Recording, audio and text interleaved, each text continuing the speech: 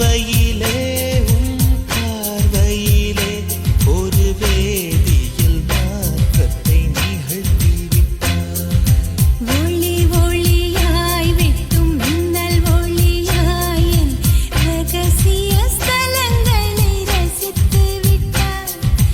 ரசித்ததையே நீ ரசித்ததையே என் அனுமதி இல்லாமல் ருசித்து விட்டாய்.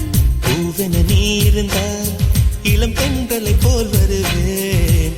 நிலவென நீ இருந்தால் உன் கானம் போல் இருப்பேன்.